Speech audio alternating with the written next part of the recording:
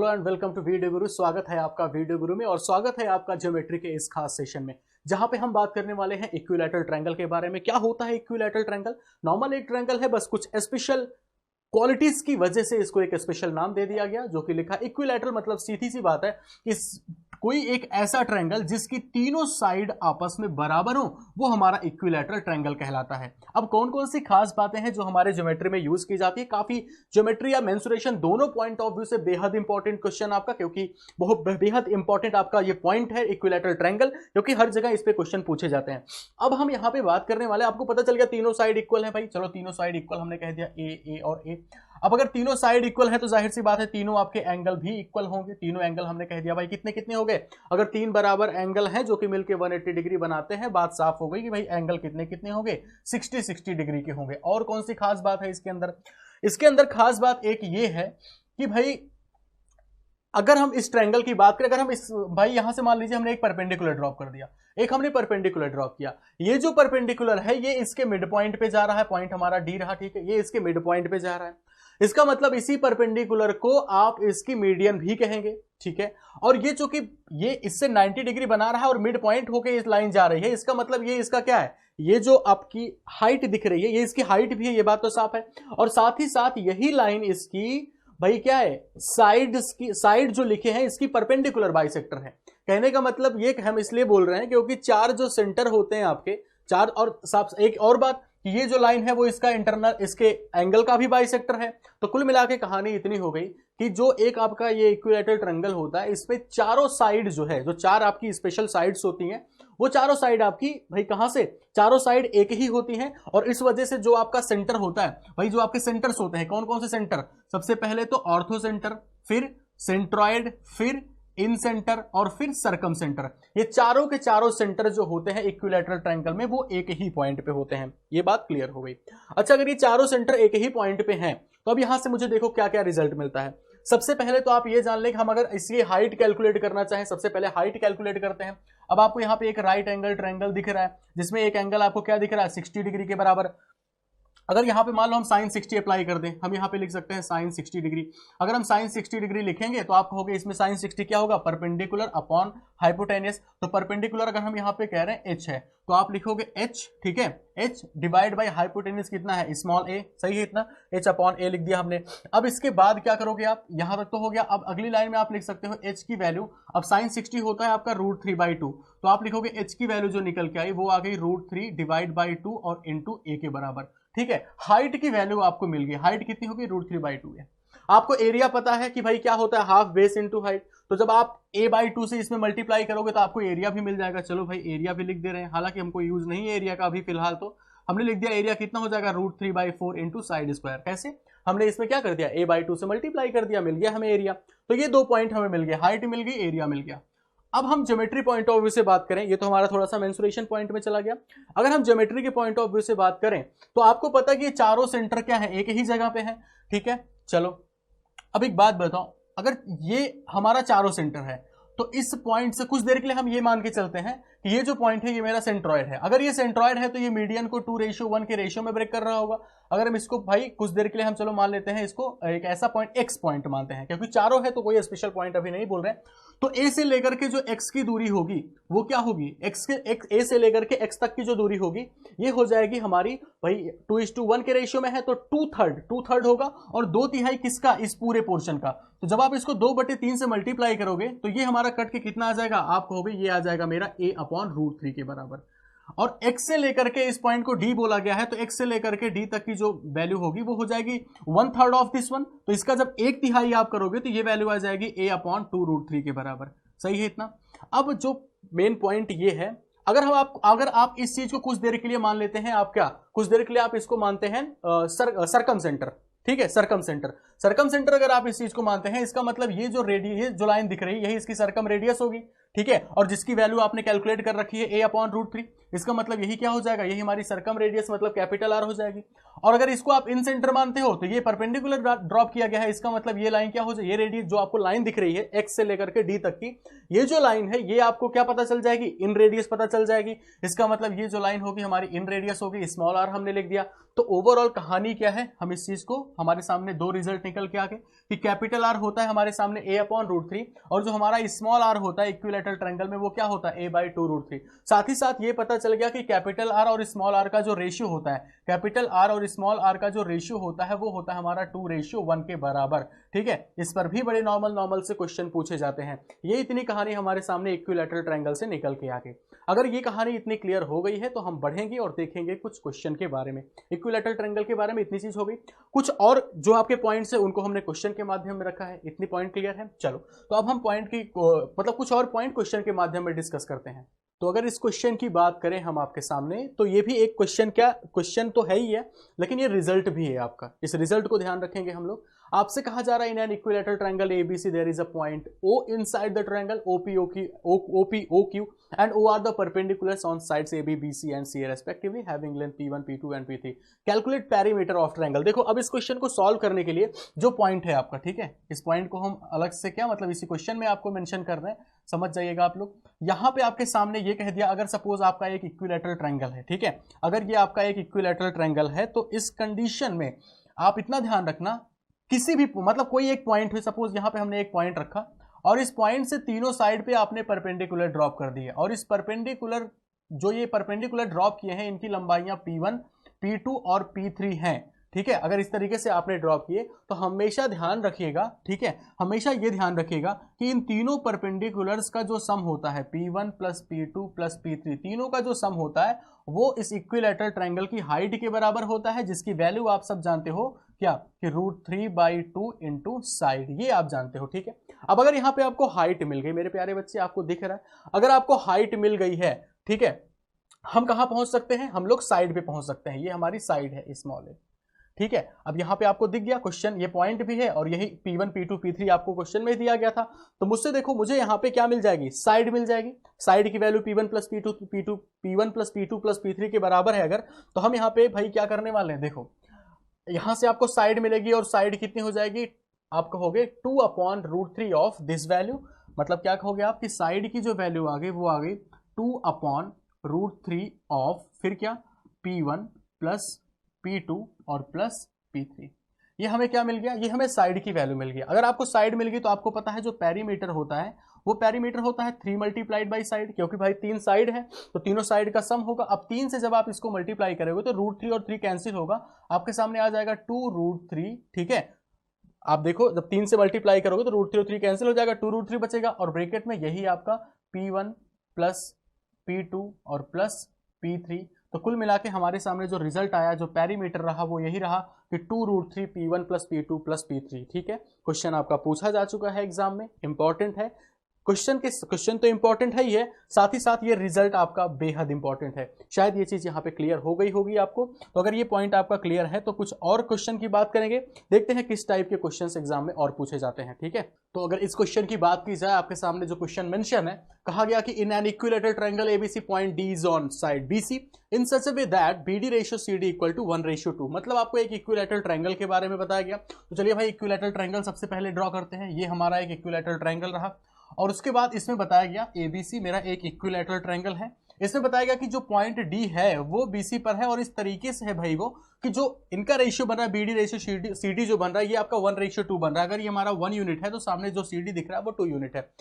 In case of ratio, जब आपसे ratio पूछा जाए तो उस कंडीशन में आप जो ट्रायंगल की साइड मानेंगे वो XYZ ABC ये सब मत मानना, आप एक न्यूमेरिक नंबर आप एज्यूम करना ताकि आपका कैलकुलेशन इजी बना रहे। तो न्यूमेरिक नंबर अगर आपको एज्यूम करना है भाई, ट्रायंगल की साइड मानने चल रहे हैं, तो जरा देखो ध्यान किस पे देना है मुझे ये करना है कि हमारी जो ट्रायंगल की साइड निकल का है, जैसे यहाँ पे कितना हो रहा है, ये 1:2 दिया गया है, मतलब कितना हो गया, 1 और 2 को ऐड करेंगे तो वैल्यू कितने के बराबर, 3 के बराबर आएगी। तो इस कंडीशन में हम ये प्रयास करते हैं कि हमारी जो साइड निकल के आए वो 3 का मल्टीपल हो। साथ ही साथ आप एक चीज ये ध्यान रखिए, जो आपको सबसे एक काम और करना है, हम यहाँ पे AM एक परपेंडिकुलर ड्रॉप कर रहे हैं। ठीक है, AM मैंने एक परपेंडिकुलर ड्रॉप किया। ये परपेंडिकुलर क्या है कि भाई ये मिड पॉइंट पे जाएगा, ये जो पॉइंट M है वो BC का मिड पॉइंट होगा। इक्विलैटरल के केस में हम लोगों ने प्रॉपर्टी देख रखी है। तो अब कहीं ना कहीं मुझे 3 का मल्टीपल, साथ ही साथ मुझे 2 का भी मल्टीपल चाहिए। तो 3 और 2 का मल्टीपल कितना हो गया 6। तो मुझे एक ऐसी मतलब इस ट्रायंगल की साइड कितना एज्यूम करें 6, ताकि हमारी जो डिजिट्स हैं जब हम इनको ब्रेक कर रहे हो, पार्टीशन कर रहे हो, तो हमारी जो नंबर्स हैं वो इंटीजर नंबर निकल के आए। तो हमने इसको मान लिया 6 है, हमारी जो इक्विलैटरल ट्रायंगल की साइड है उसको मैंने 6 मान लिया। अब बात ये उठी कि भाई अगर ये 6 है तो हमारा ये हाइट कितनी होगी। तो आप सबको पता है इक्विलैटरल ट्रायंगल की जो हाइट होती है वो होती है √3/2 मल्टीप्लाइड बाई साइड। तो √3/2 मल्टीप्लाइड बाई 6 करेंगे, जब √3/2 मल्टीप्लाइड बाई 6 करेंगे तो वैल्यू आ जाएगी 3√3 के बराबर। ठीक है, 3 और √3 ये हमारे इक्विलैटरल ट्रायंगल की हाइट हो गई, अगर ट्रायंगल की साइड 6 सेंटीमीटर है तब। अब यहां पे जरा ब्रेक करते हैं। अगर ये पूरा 6 सेंटीमीटर है तो भाई यहां से लेकर के यहां तक की जो साइड होगी वो कितनी हो जाएगी 3 सेंटीमीटर, और यहां से लेकर के यहां तक की जो साइड होगी ये भी हमारी 3 सेंटीमीटर हो जाएगी।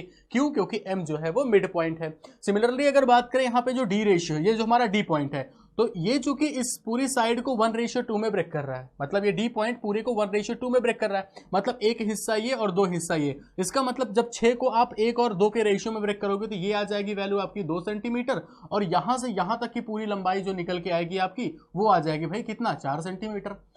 अब मेन टारगेट आपका ये है ना कि आपको AD फाइंड करना है। आपको कौन सी लाइन फाइंड करना है? AD फाइंड करना है। तो AD आपको दिख रहा है ये आपका एक परपेंडिकुलर है, आपने हाइट ड्रॉप की है, ठीक है। तो ये अब ये साइड कितनी हो जाएगी? अगर यहां से यहां तक पूरा आपका 4 सेंटीमीटर है, ठीक है, यहां से लेकर के यहां तक 4 सेंटीमीटर है, जिसमें से आप कह रहे हो 2 सेंटीमीटर निकल गया, तो बताओ अब मतलब यहां M से लेकर के B तक जो है वो आपका 3 सेंटीमीटर है, और यहां से लेकर यहां तक 2 सेंटीमीटर, तो ये आपका बचा कितना? तो आपका हो गया 1 सेंटीमीटर। मतलब D और M की जो वैल्यू रही वो हमारी हमारी कितनी रही भाई 1 सेंटीमीटर के बराबर। एक एक करके यहां पे हम लाइंस का लिख दे रहे हैं भाई, ठीक है।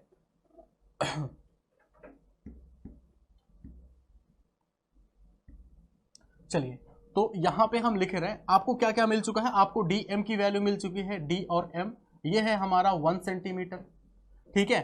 DM की वैल्यू 1 सेंटीमीटर, साथ ही साथ आपको पता है ये हाइट आपको पता है कितनी है AM, और AM की वैल्यू आपने निकाल रखी है 3√3 सेंटीमीटर। AM की वैल्यू है 3√3 सेंटीमीटर के बराबर। अब आपका टारगेट ये है किसी तरीके से AD की वैल्यू मिल जाए, तो आप पाइथागोरस थ्योरम अप्लाई करिए। आपको पता है जो AD स्क्वायर होगा वो इस साइड का स्क्वायर प्लस इस साइड के स्क्वायर के बराबर होगा। तो आप इस जगह पे लिखेंगे कि AD स्क्वायर इक्वल टू 3√3 का स्क्वायर, मतलब परपेंडिकुलर का स्क्वायर, आप लिखोगे 3√3 इसका स्क्वायर, ठीक है, और प्लस 3√3 का स्क्वायर हुआ, प्लस यहाँ पे जो DM दिख रहा है कितना है ये 1, तो आप लिखोगे यहाँ पे 1 का स्क्वायर, ठीक है। तो 3√3 का स्क्वायर मतलब 3 का 3 3 कितना हो गया 9, 9 3 हो गया 27, ये वैल्यू हो गई 27, और प्लस 1 ये वैल्यू आ जाएगी आपकी 28 के बराबर। तो कहीं ना कहीं हमें AD स्क्वायर की वैल्यू 28 के बराबर मिल गई है। और जो AB स्क्वायर है, मुझे किसका रेशियो फाइंड करना था? मुझे फाइंड करना था AD square ratio AB square. तो AB स्क्वायर की वैल्यू कितनी हो जाएगी? इसका स्क्वायर करेंगे तो वैल्यू 36 के बराबर आएगी। तो जो हमारा फाइनल रेशियो निकल के आया AD स्क्वायर, ठीक है, और रेशियो AB स्क्वायर, ये रेशियो निकल के आ गया हमारा 28 रेशियो और कितना 36। जब इसको सिंप्लीफाई करेंगे 4 से तो कितना आ जाएगा 7 और 9। तो ये हमारा फाइनल जो रेशियो निकल के आ गया वो 7:9 के बराबर रहा। इस तरीके से हम लोगों ने इस क्वेश्चन को सॉल्व किया। नॉर्मल बात की जाए तो हमने जो आपकी ट्रायंगल की साइड जो मानी है, ये साइड मानना ही आपकी मेन पॉइंट है, क्योंकि इसी पे डिपेंड करता है कि आपका कैलकुलेशन कॉम्प्लिकेटेड होने वाला है या फिर इजी होने वाला है। यहां तक तो कहानी क्लियर हुई। मूव करेंगे हम लोग नेक्स्ट क्वेश्चन पे, देखते हैं अगला क्वेश्चन क्या है। सिमिलर पैटर्न पे मैंने एक और क्वेश्चन आपके सामने जिक्र किया, करने चल रहे हैं हम लोग, क्योंकि आप इस कंसेप्ट पे बिल्कुल मजबूती बना लें ताकि आपका ये पोर्शन जो है एकदम कवर हो जाए। जैसे कि आपके फिर से कहा गया, इस बार आपको 2 पॉइंट दिख रहे हैं, ठीक है, सेम क्वेश्चन, पॉइंट 2 है। कौन कौन से पॉइंट है? एक आपका D है और एक पॉइंट आपका E है, ठीक है। फिर से वही कहानी करने चल रहे हैं। हमने कहा भाई एक आपका इक्विलैटरल ट्रायंगल ABC रहा, ठीक है, ABC आपका एक इक्विलैटरल ट्रायंगल हुआ, ठीक है। अब इसमें D और E 2 पॉइंट बताए गए हैं, चलो हमने बना दिया D और E 2 पॉइंट हुए। अब AD और AE की बात की गई, इसी का रेशियो भी निकालना है आपको फाइंड करना है AD रेशियो AE की वैल्यू, रेशियो ही पूछा है, एक परपेंडिकुलर ड्रॉप ही करेंगे, इसको हमने नाम दे दिया M का। अब आपको इस तरीके से इसकी साइड एज्यूम करनी है ताकि आपका कैलकुलेशन इजी बना रहे, ठीक है। तो हमें साइड एज्यूम करनी है, किन किन बातों का ध्यान रखना है। पहले तो 1:2 है, 1:2 का मतलब कितना हो गया 3 हो गया, ठीक है, मल्टीप्लाइड बाई 3:1 कितना हो गया? आप कहोगे 4 हो गया, ठीक है। तो 3:4, अब देखो आप कहोगे कि सर ये 1 और 1 भी तो हो रहा है, तो 1:1 कितना होता है 2 होता है, और उस 4 में ऑलरेडी 2 इंक्लूडेड है, तो हम इसकी साइड कितना एज्यूम करने चल रहे हैं, हम इसकी साइड एज्यूम करने चल रहे हैं 12 सेंटीमीटर के बराबर। ठीक है, अब रेशियो पूछा है तो वैल्यू आप चाहे 12 मानो चाहे 24 मानो, अगर आप x मानोगे तब भी आपका आंसर आएगा, लेकिन कैलकुलेशन वही फ्रैक्शन में आप ब्रेक करोगे, इन सबको x/2 x/4 इस टाइप में लिखना पड़ेगा। हमने मान लिया 12 सेंटीमीटर, जो हमारे इक्विलैटरल ट्रायंगल की साइड रही वो 12 सेंटीमीटर के बराबर रही। अगर साइड 12 सेंटीमीटर है इसको, तो हाइट कितनी होगी आप जानते हो, √3/2 मल्टीप्लाइड बाई साइड। इसको √3/2 से मल्टीप्लाई करेंगे तो ये वैल्यू आएगी हमारी 6√3 सेंटीमीटर। तो हमारे इक्विलैटरल ट्रायंगल की हाइट हो गई 6√3 सेंटीमीटर के बराबर। अब जरा इन साइड्स को ब्रेक करते हैं। अगर पूरा 12 सेंटीमीटर है तो B से लेकर के M तक की जो डिस्टेंस होगी वो हो जाएगी 6 सेंटीमीटर, और M से लेकर के C तक की जो डिस्टेंस हो जाएगी वो हो जाएगी आपकी 6 सेंटीमीटर। 12 है, दो अलग अलग, दो बराबर बराबर पार्ट में ब्रेक हो गया। अब बात करें अगर यहाँ पे भाई BD और जैसे इनकी BD और इनको ब्रेक करें हम, तो आपको पता है कि जो D पॉइंट है वो 1:2 में ब्रेक हो रहा है। 1:2 का मतलब ये हुआ कि भाई पूरा का पूरा अगर 12 सेंटीमीटर है तो आपका एक हिस्सा ये है, बाकी दो हिस्सा ये है। तो 3 की वैल्यू 3 मतलब 2 और 1 मिल कितना हुआ 3 अगर हमारे 12 को रिप्रेजेंट कर रहा है तो यहां से यहां तक की वैल्यू हमारी 4 सेंटीमीटर होगी, और बाकी ये जो पूरी दिख रही है डी से लेकर के सी तक की दूरी वो आपकी 8 सेंटीमीटर हो जाएगी। तो बीडी की लंबाई मुझे मिल गई 4 सेंटीमीटर के बराबर। सही है, तो अब ये बताओ यहां से चला सीई को भी देख लेते हैं। तो आपको पता है कि ई जो पॉइंट है ये किस रेशियो में ब्रेक कर रहा है, आप कह रहे हो 1:3 में ब्रेक कर रहा है। तो 1:3 मतलब 1 और 3 मिल कितना हो गया 4। ये 4 हमारे 12 को रिप्रेजेंट कर रहा है, तो 1 की वैल्यू कितनी हो गई 3 के बराबर। इसका मतलब ये जो पॉइंट होगा ये कितना होगा 3 सेंटीमीटर, और बाकी जो बचा आपका पूरा कितना होगा 9 सेंटीमीटर के बराबर।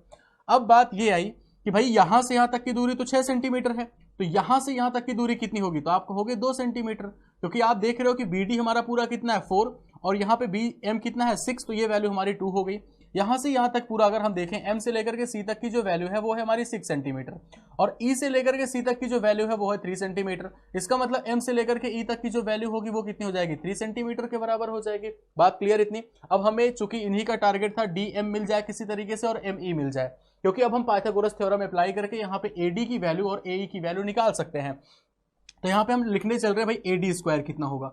तो AD स्क्वायर की वैल्यू अगर हम देखें तो AD स्क्वायर कितना लिखोगे, पहले तो परपेंडिकुलर का स्क्वायर 6√3 का स्क्वायर करोगे, तो भाई स्क्वायर कर लो, यहीं पे डायरेक्ट वैल्यू लिखते हैं। 6√3 का स्क्वायर करेंगे तो वैल्यू कितनी आएगी 6 × 6 36 हो गया, √3 मल्टीप्लाइड बाई √3 3 हो गया, तो 36 मल्टीप्लाइड बाई 3 करोगे तो ये वैल्यू आपकी 108 के बराबर आ जाएगी। तो AD स्क्वायर की जो वैल्यू रही वो 108 के बराबर रही। ठीक है, सिमिलरली बात करें अगर AE की, तो AE स्क्वायर अगर हम करें, AE स्क्वायर करें, ठीक है, अभी नहीं 108 प्लस, ठीक है, क्योंकि पाइथागोरस थ्योरम लगा रहे हैं, और AD का स्क्वायर इक्वल टू मतलब AD का स्क्वायर इक्वल टू दिस का स्क्वायर प्लस दिस का स्क्वायर, तो 2 का स्क्वायर करेंगे तो वैल्यू कितनी आएगी 4 के बराबर, मतलब AD स्क्वायर की वैल्यू रही हमारी 112 के बराबर। ठीक है, ऐसे हम अगर यहाँ पे AE की बात करें तो AE स्क्वायर जब आप कैलकुलेट करोगे AE स्क्वायर, ठीक है, तो भाई वही AE इस ट्रायंगल में आप देखें ये भी तो परपेंडिकुलर बन रहा है, तो भाई क्या होगा परपेंडिकुलर का स्क्वायर प्लस बेस का स्क्वायर, तो 6√3 का स्क्वायर करोगे तो वैल्यू तो 108 के बराबर आएगी, और प्लस फिर आप यहां पे करोगे 3 का स्क्वायर, तो 3 का स्क्वायर करेंगे तो वैल्यू हमारी 9 के बराबर आएगी। 108 प्लस 9 ये वैल्यू होगी हमारी 117 के बराबर। तो AD स्क्वायर दिख गया, AE स्क्वायर दिख गया, लेकिन मुझसे पूछा है AD रेशियो AE, तो भाई स्क्वायर रूट करके रेशियो ले लेते हैं।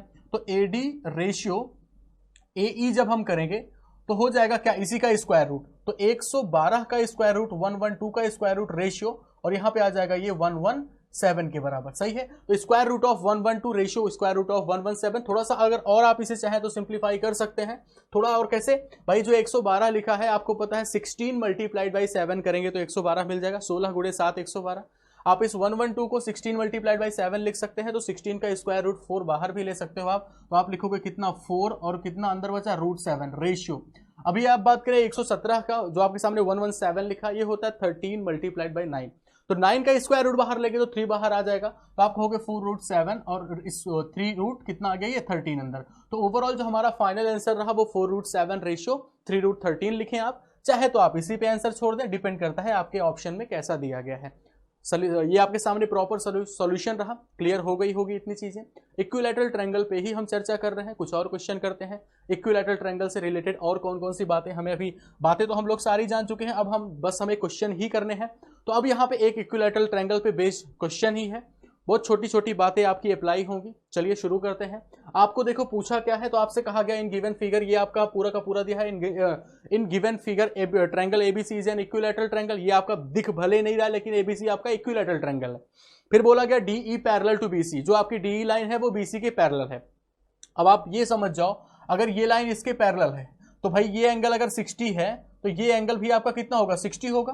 क्लियर। और ये एंगल अगर 60 है तो ये एंगल भी 60 होगा, क्योंकि लाइन पैरेलल है और ये एंगल तो कॉमन है ही है 60 दोनों में। तो आप देख सकते हो एडीई भी आपका क्या होगा, एक इक्विलैटरल ट्रायंगल होगा।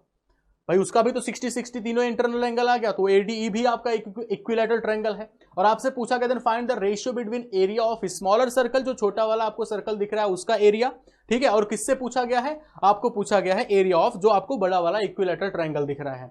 एक इक्विलैटरल ट्रायंगल के बारे में आपको एक छोटी सी इंफॉर्मेशन और देते हैं ताकि आपको जल्दी समझ आ जाए चीजें। जैसे आपको पता है कि जो इक्विलैटरल ट्रायंगल का एरिया होता है वो होता है आपका √3/4, ठीक है, और मल्टीप्लाइड बाई साइड स्क्वायर, ठीक है। और हम अगर लेकिन इसको हाइट के टर्म में रिप्रेजेंट करना चाहें तो आपको पता है जो हाइट होती है, हाइट आपको पता है भाई क्या होती है, √3/2 और मल्टीप्लाइड बाई साइड, ये होती है इक्विलैटरल ट्रायंगल की हाइट।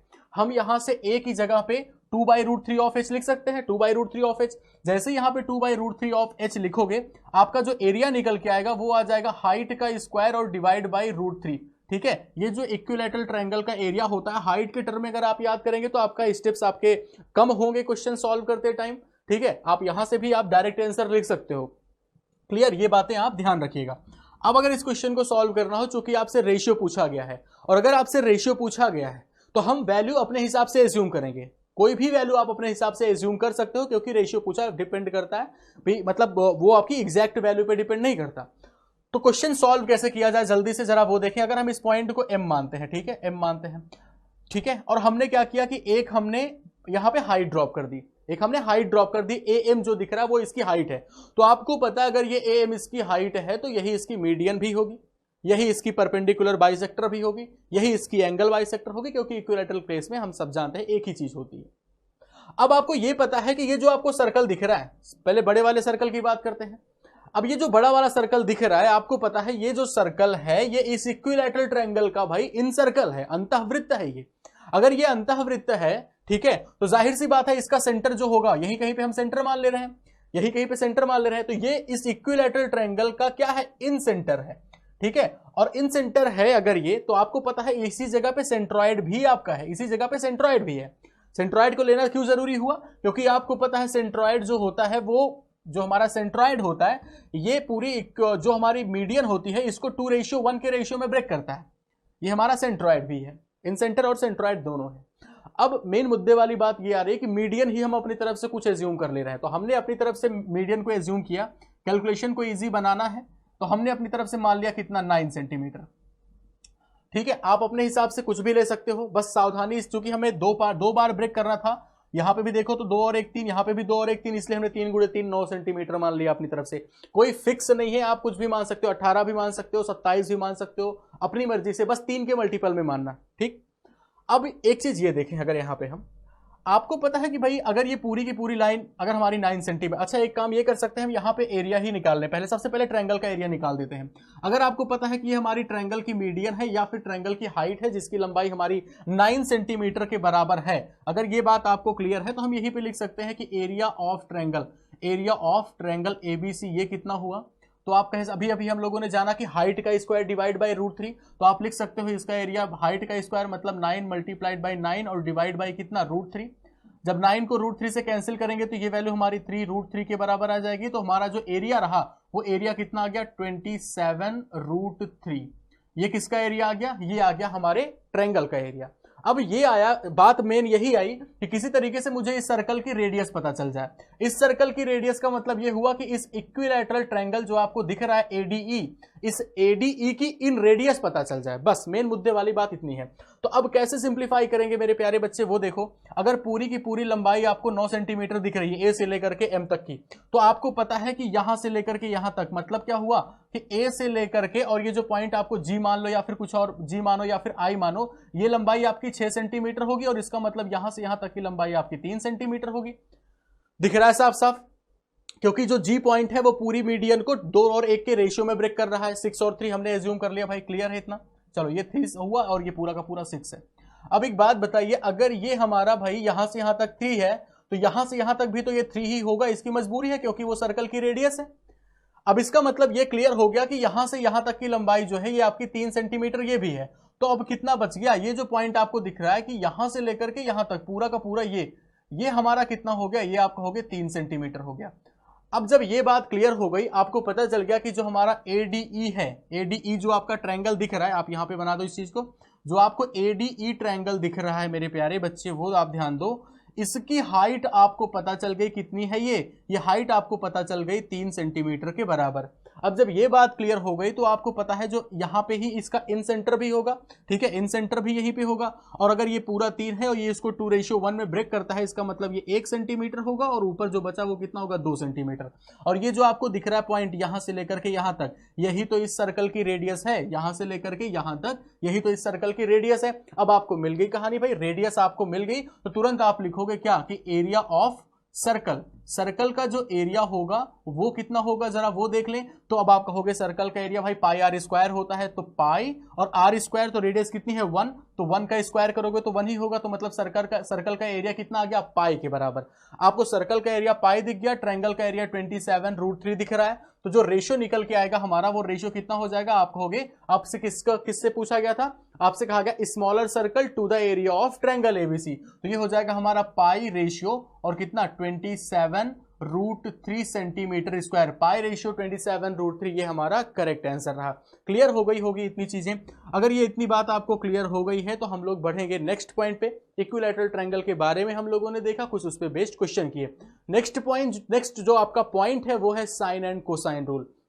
इंपॉर्टेंट है, रूल समझना इंपॉर्टेंट है, बेहद इंपॉर्टेंट, कई जगहों पे यूज होता है। पहले रूल समझेंगे क्या होता है, फिर इसका यूज देखेंगे।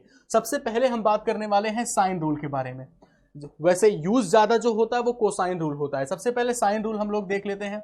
मान लीजिए कि ये आपका कोई भी एक जनरल ट्रायंगल है, इक्विलैटरल ट्रायंगल की कहानी खत्म। अब मिसलेनियस क्वेश्चन में डिस्कशन होगा इक्विलैटरल ट्रायंगल के बारे में। एबीसी हमारा सपोज आपके सामने एक ट्रायंगल है और हमने आपसे ये एबीसी को एक ट्रायंगल हो गया और हमने आपसे ये कहा, ध्यान से समझिएगा इस चीज को, कि ये एंगल जो है इसके अल्फा, ठीक है, और ये एंगल है बीटा और ये एंगल है इसका गामा। इनकी साइड्स भी हमने कह दिया, ए के सामने वाली साइड ए, बी के सामने वाली साइड बी और सी के सामने वाली साइड हमारी सी हो गई। तो एक कोई भी आपका ट्रायंगल हो, कोई भी ट्रायंगल हो, अगर इस टाइप जनरल ट्रायंगल आपका स्केलन ही है, तो साइन रूल क्या कहता है, साइन रूल कहता है कि इनकी जो एंगल है, जैसे हमने लिख दिया साइन ए, ठीक है, साइन ए मतलब एंगल आपको दिख रहा है, एंगल ए साइन ए, ठीक है, यहाँ पे अल्फा बीटा गामा को कोई यूज नहीं है, आप कह सकते हैं ए की जगह पे क्या, गामा, साइन ए अपॉन फिर क्या, ए के सामने वाली side small a, sine A upon a, sine B upon b, sine B upon b, और ये बराबर होगा साइन, ठीक है, सी अपॉन सी के। तो हमने कहा कि ये जो रेशियो होता है, मतलब क्या कि किसी भी एंगल का अगर हम साइन लें और उसके सामने उसकी साइड से हम उसका रेशियो लें तो ये तीनों के लिए बराबर होता है, ये हमारा साइन रूल होता है, ठीक है। इसकी हेल्प से मान लीजिए दो एंगल पता है, एक साइड पता है तो दूसरी साइड हमें मिल जाती है। इस तरीके से क्लियर हुआ इतना, ये तो हमारा साइन रूल होता है। अच्छा, कोसाइन रूल क्या होता है, वो ज्यादा इंपॉर्टेंट है, ये उसको भी देख लेते हैं। मान लीजिए आपका एक ट्रायंगल रहा जनरल भाई, ए बी सी आपका एक जनरल ट्रायंगल है, इनके सामने वाली साइड्स वही है ए सी और ये आपकी बी हुई। तो कोसाइन रूल के अकॉर्डिंग अगर हम कॉस ए की वैल्यू लेना चाहते हैं, ठीक है, इंपॉर्टेंट यही सबसे ज्यादा है। इससे क्या होता है, कभी कभी क्या आपको ट्रायंगल की तीनों साइड पता होती है, आपको एंगल की रिक्वायरमेंट होती है, तो उस कंडीशन में ये काम करता है। अगर कॉस ए की वैल्यू अगर आप लिखना चाहें तो आप ध्यान दो, ए के सामने वाली साइड कौन सी है, स्मॉल ए, उसको भूल जाओ, बाकी कौन से बच्चे, बी स्क्वायर प्लस सी स्क्वायर और माइनस ए स्क्वायर, मतलब जो एंगल ले रहे हो उसके वाले सामने वाली साइड को ही घटाना है, और डिवाइड बाय कितना, 2bc। ये हमारे cos a की वैल्यू होती है, तीनों साइड पता है तो आपको एंगल मिल जाएगा। सिमिलरली अगर हम बात करें cos b कितना होता है, तो आप कहोगे b के सामने वाली साइड स्मॉल b को छोड़ दो, आप लिखोगे यहाँ पे c स्क्वायर प्लस ए स्क्वायर और माइनस बी स्क्वायर और डिवाइड बाई 2ca के बराबर। ऐसे ही हम बात करें अगर cos c कितना होता है, तो cos c के बारे में आप कहोगे भाई, cos c के बारे में आप कहेंगे a square plus B square minus C square, A square plus B square और माइनस सी स्क्वायर और डिवाइड बाई 2a और b। ये होता है हमारा कोसाइन रूल। साइन रूल भी आपने देखा, कोसाइन रूल भी हम लोगों ने देख लिया। इसकी हेल्प से हम लोग क्वेश्चन सिंप्लीफाई करेंगे। जहां पे यूज होता है, पहले चीजें ये होती हैं, ज्योमेट्री जब हम लोग सीखना शुरू करते हैं तो यही होता है पहले हम चीज़ों को समझ जाएं, फिर उसको अप्लाई करना सीख जाएं और फिर प्रैक्टिस कर लें। ये 3 मूल सिद्धांत होते हैं ज्योमेट्री सीखने के। कोई आपको प्रॉपर्टी रटने की जरूरत नहीं है, क्योंकि प्रॉपर्टी आपको रटने से नहीं, प्रॉपर्टी आपके यूज में आ जाए वो ज्यादा बेहतर होता है। नेक्स्ट पॉइंट पे मूव करेंगे, देखेंगे इसका यूज क्या है भाई कोसाइन रूल का। तो यूज करने के लिए आपके सामने एक क्वेश्चन रहा, कहा गया ट्रायंगल एबीसी में साइड्स की लेंथ दी गई है, आपसे एंगल ए पूछा गया। वही चीज सामने आपके सामने फिर से आ ही गई कि भाई अगर आपके ट्रायंगल में आपको, जैसे हमने कह दिया ये पॉइंट ए है, ये पॉइंट बी है और ये पॉइंट सी है, तीनों आपको दे दिए गए। कहा गया ए बी की वैल्यू है 12 सेंटीमीटर के बराबर, ए बी हो गया आपका 12 सेंटीमीटर, बी सी है 6√3 सेंटीमीटर, ठीक है। बी और सी जो है ये हमारा 6√3 सेंटीमीटर है, और बताया गया आपका जो एसी की लंबाई है वो 6 सेंटीमीटर के बराबर है। आपसे कॉस ए पूछा गया, मतलब ये एंगल पूछा गया है, मतलब ए की वैल्यू पूछी गई है। तो भाई तीनों साइड पता है तो एंगल ही निकाल सकते हैं। कैसे करोगे आप लिखोगे कॉस ए इक्वल टू, अब ए के सामने वाली साइड कौन सी है 6√3, इसी को घटाना है। अब अगर इसको घटाना है तो इन दोनों को स्क्वायर करके ऐड करना होगा। तो 12 का स्क्वायर कितना होगा 144, प्लस 6 का स्क्वायर 36, माइनस 6√3 का स्क्वायर तो 6 का स्क्वायर 36, और 3 कितना हो गया 108, माइनस 108 हो गया, डिवाइड बाई 2BC तो 12 कितना होगा 12 गुणे 6 72, 72 और 2 से मल्टीप्लाई करोगे तो कितना आएगा 144, 144 हो गया। सिंप्लीफाई करना, 144 में 108 घटाएंगे आप तो कितना आएगा 36, तो 36 और 36 मिलके कितना हो गया 72, 72 डिवाइड बाई 144 कैंसिल किया, ये वैल्यू कितनी आ गई 1/2 के बराबर। अब अगर cos a हमारा 1/2 के बराबर है तो a मतलब कितना हो गया, अब आप यहां पे लिखोगे 1/2 cos a किस एंगल की वैल्यू होती है, तो आप कहोगे cos 60 डिग्री की वैल्यू होती है, ठीक है। तो अब आपको दिख रहा है cos a equal to cos 60 degree, तो a की वैल्यू कितने के बराबर आ गई 60 डिग्री के बराबर। इस तरीके से हमने देखा, सिंपल सी कहानी, आपको तीनों साइड पता हो तो हम लोग एंगल फाइंड कर सकते हैं। ये इसका यूज होता है हमारी ज्योमेट्री में। तो मेरे प्यारे बच्चे आज के लिए इस सेशन में इतना ही। हम लोगों ने इक्विलैटरल ट्रायंगल के बारे में डिस्कशन किया, इक्विलैटरल ट्रायंगल के बारे में डिस्कशन किया, उस पर बेस्ड कुछ प्रॉब्लम्स हम लोगों ने डिस्कस की, और साथ ही साथ हम लोगों ने ये भी देखा कि साइन रूल और कोसाइन रूल क्या होता है। नेक्स्ट सेशन जो भी होगा उस सेशन में हम लोग डिस्कस करेंगे, उस पूरे सेशन में हम लोग मिसलेनियस प्रॉब्लम करेंगे। तो आज के लिए मेरे प्यारे बच्चे इतना ही, नेक्स्ट सेशन में मुलाकात होगी, तब तक ख्याल रखिए। Okay bye bye, take care, have a good day, thank you.